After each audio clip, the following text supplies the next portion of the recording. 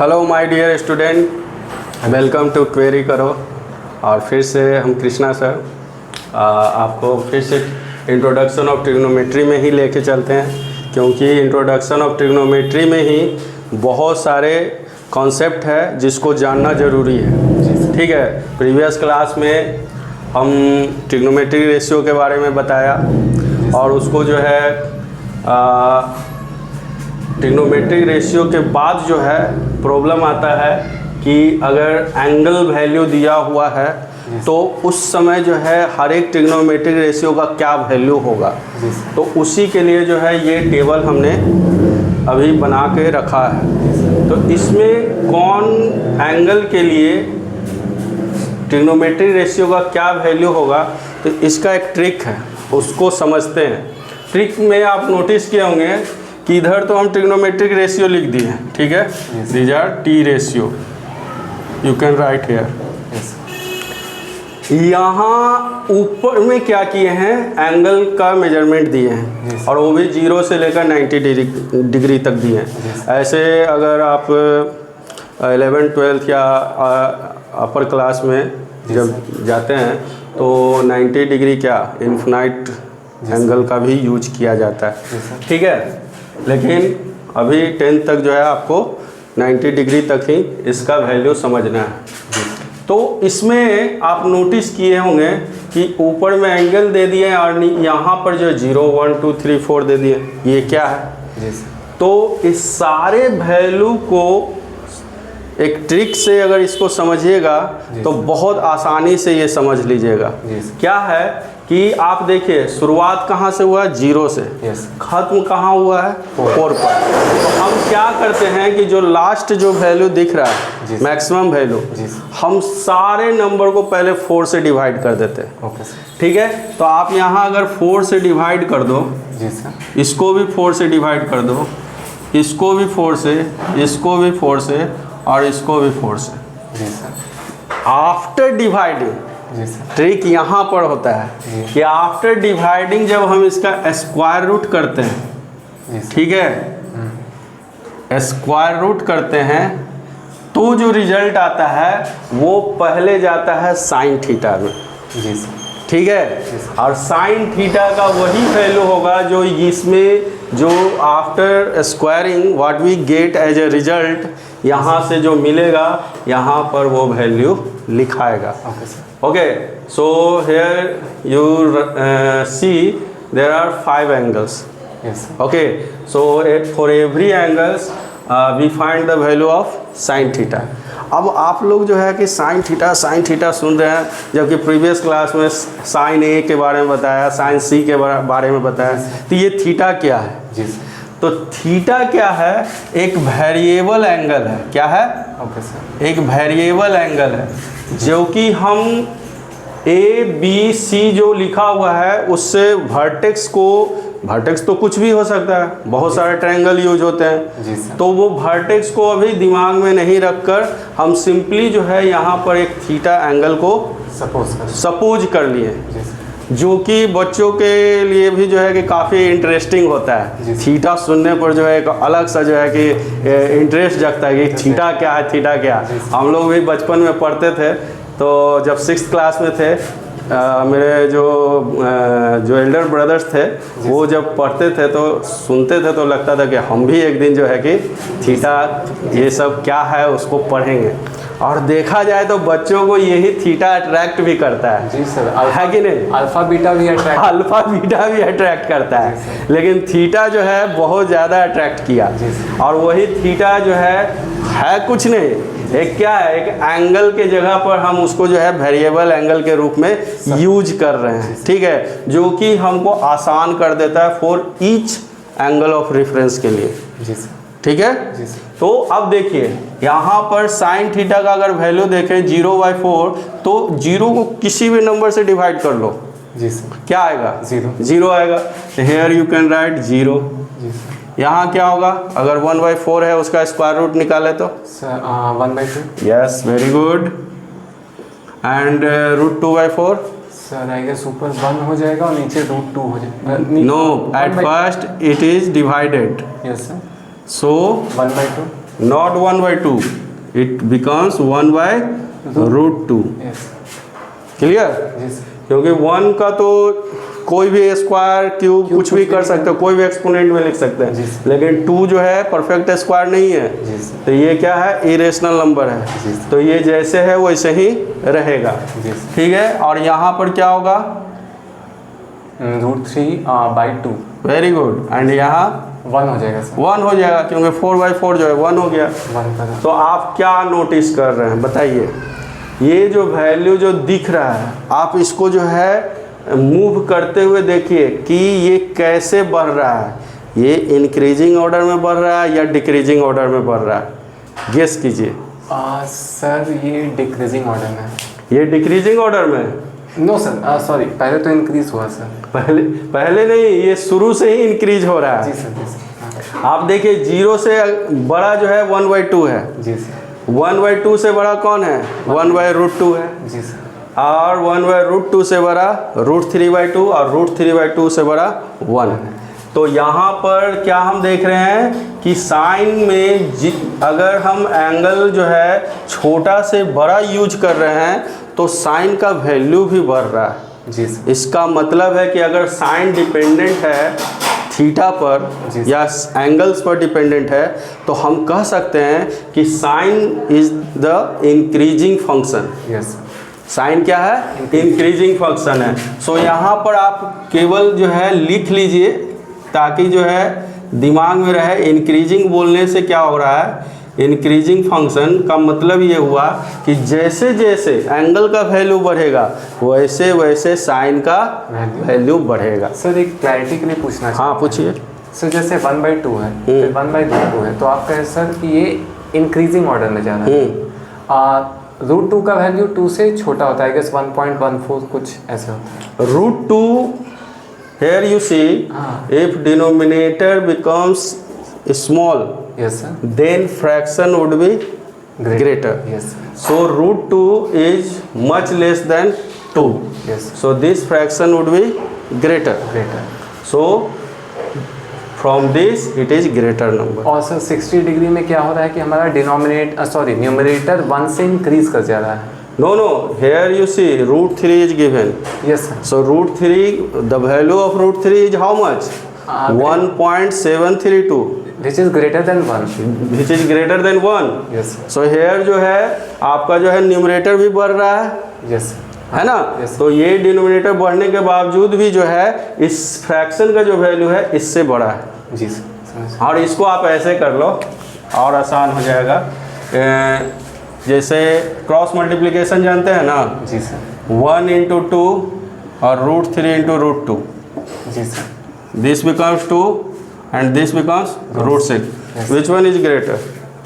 Sir obvious सी बात है, √6 is greater. Yes Okay, because we know that till 4 your the value is square root of 4 is 2.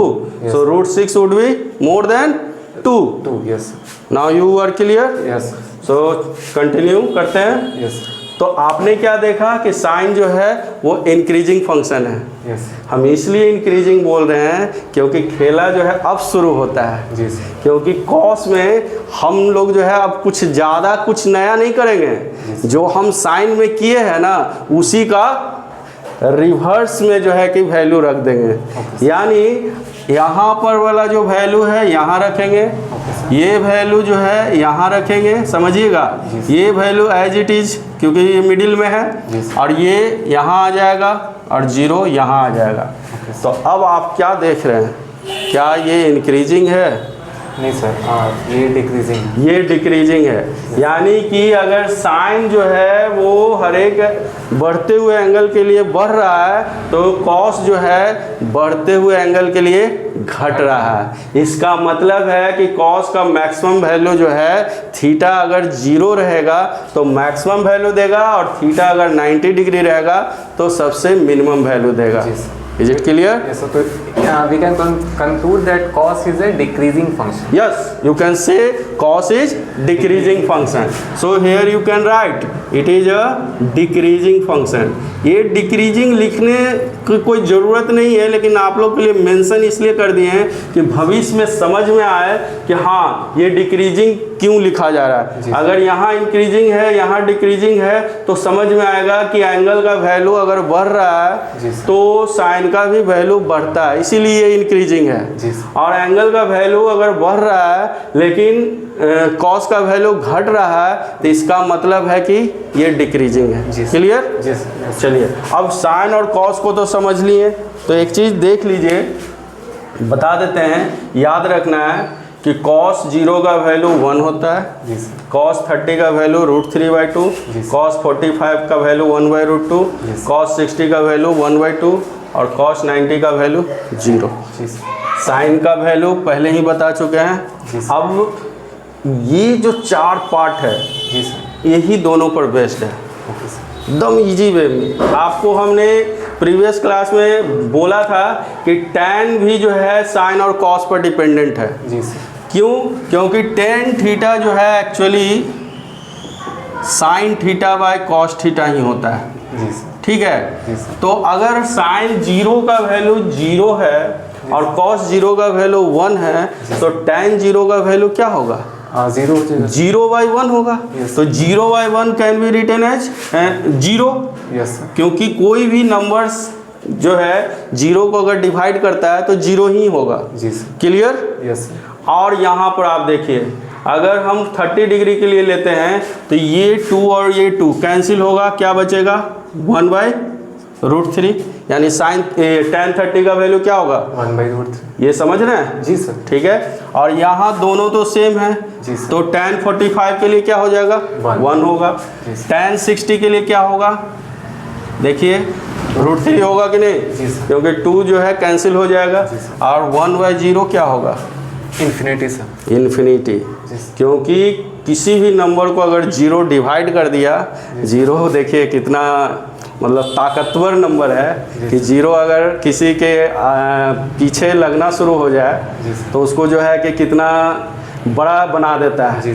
और 0 इतना ताकतवर है कि सिंगल 0 अगर बड़े से बड़े नंबर को अगर डिवाइड कर दे तो क्या हो जाता है? मीनिंगलेस हो जाता है, या इन्फिनाइट भी बोलते हैं। ठीक है? अनडिफाइंड भी बोलते हैं। समझिएगा बात को, बहुत सारा इसका मतलब है। अनडिफाइंड भी होता है, इन्फिनाइट भी होता है, और कहीं कहीं आप मीनिंगलेस भी, इसको कोई मीनिंग ही नहीं है। ठीक है? ये मीनिंगलेस भी होता है। तो आपको जो उचित लगे वो आप बोल सकते हैं।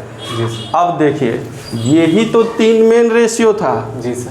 अब तो ये तीनों जो है इसी का सहारा लेकर चल रहा है। जी सर। है कि नहीं? तो कॉसेक किसका सहारा है? साइन का। साइन का जस्ट उल्टा। तो आप अगर इसको उल्टा करोगे, 1/0 करोगे तो क्या आएगा? यहाँ भी इन्फिनाइट होगा। जी सर। फिर 1/2 का उल्टा 2, 1/√2 का उल्टा √2, √3/2 का उल्टा 2/√3। M I right? एंड 1 का उल्टा 1 ही होगा। जी सर। कोई दिक्कत? No sir.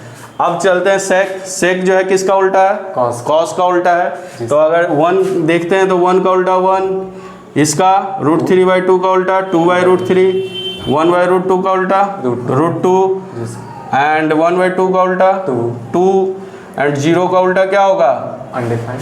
यस। सो अनडिफाइंड के लिए हम इजी वे में इन्फिनाइट का इस्तेमाल कर सकते हैं। क्लियर? एंड फॉर कॉट के लिए हम कहाँ चलेंगे? tan पर। तो tan में देखिए 0 है तो यहाँ क्या हो जाएगा? इन्फिनाइट हो जाएगा। यहाँ क्या होगा? √3। यहाँ तो 1 ही रहेगा। यहाँ क्या होगा? 1/√3। और यहाँ जो है आपका 0 हो जाएगा, क्योंकि अनडिफाइंड जब उल्टा होता है, समझिएगा बात को, अगर कोई नंबर है और उसको 0 डिवाइड कर रहा है तो इन्फिनाइट हो गया। ठीक है? जी सर। तो अगर कोई नंबर है मान लिया, तो उसको अगर इन्फिनाइट डिवाइड कर रहा है तो क्या हो जाएगा? यहाँ वो 0 हो जाएगा। सर ऐसा मानना है। ठीक है? क्योंकि इसका उल्टा क्या होगा? अगर आप देखिए tan 0 का वैल्यू जो है अगर हम करते हैं, ऐसे समझिए, tan 0 का वैल्यू क्या होगा? tan 0 का value sir 0 sine 0 cos zero, जी सर। ठीक है। तो कॉट जीरो का वैल्यू क्या होगा? Cos by sine. Cos zero by sine zero. जी सर। तो कॉस जीरो का वैल्यू देखिए क्या है? जी सर। कॉस जीरो का वैल्यू क्या है? 1 है। 1 है। जी सर। और साइन जीरो का वैल्यू क्या है? 0 है सर। 0 है। जी सर। तो ये क्या होगा यहाँ पर? कॉट जीरो का जी सर। ये तो इन्फिनाइट होगा, और यही अगर कॉट 90 करेंगे तब क्या होगा? Cos 90 divided by sine 90। Sine 90। अब कॉस 90 का वैल्यू क्या है? देखिए 1/√2। नहीं, कॉस 90 का वैल्यू 0 है। 0 है, और साइन 90 का वैल्यू 1 है सर। 1 है। तो इसका वैल्यू क्या होगा? 0 होगा। सर एक क्वेश्चन है सर। तो यहाँ क्या आ गया? 0 0 को कोई 1 से डिवाइड करेगा तो क्या आएगा? 0। ये हम जो अभी बोले ना, ये tan के रिस्पेक्ट में बोले, जी सर। ठीक है, कि अगर ये अनडिफाइंड है, ठीक है, तो उसका उल्टा क्या होगा? तो इस सिचुएशन के लिए बोले कि अगर उसका उल्टा करेंगे तो क्या होगा? 0 होगा, क्योंकि उसका उल्टा और क्या ले सकते हैं? जी सर। कोई और नंबर समझ में आता है? नहीं समझ में आता है। तो इसलिए जो है यहाँ पर क्या ले रहे हैं? 0 ले रहे हैं। सर एक क्वेश्चन है सर। पूछिए। जैसे सर 2 को हम इन्फिनिटी से डिवाइड कर रहे हैं तो 0 शो कर रहे हैं सर। हम अगर जो उसको इन्फिनिटी ना समझें, ठीक है, सपोज कोई बहुत बड़ा नंबर लेते हैं, जैसे 2 लाख 2। हाँ, वैसे भी सोच सकते हैं आप। सोचिए कि अगर मान लीजिए आपके पास जो है, मान लेते हैं 1 लाख है। जी सर। ठीक है, 1 लाख को पहले 2 से डिवाइड कीजिए, तो वो कितना हो जाएगा? 1,50,000। 50,000 होगा। फिर उसको जो है कि 10 से डिवाइड कीजिए तो कितना होगा? सर 5,000। 5,000। फिर वो उसको जो है कि 100 से डिवाइड कीजिए, सर 50 हो जाएगा। यानी उसको डिवाइड करते जाइए बहुत बड़ा नंबर से। जी सर। तो अंत में आपको नहीं लगता है कि ये जो है एकदम 0 के करीब आ जाएगा? जी सर। तो इसको आप 0 न लिख कर जो है, आप जो है जस्ट क्लोज टू नियरेस्ट कर सकते हैं, नियरेस्ट टू 0, और उसे सपोज कर लेते हैं कि वो हाँ वो 0। Okay sir. ठीक है, क्लियर है? यस। ठीक है, तो इसको जो है आप समझ ही गए होंगे। जी। तो इसको जो है आप लोग जो है नोट डाउन कर सकते हैं। जी सर। ठीक।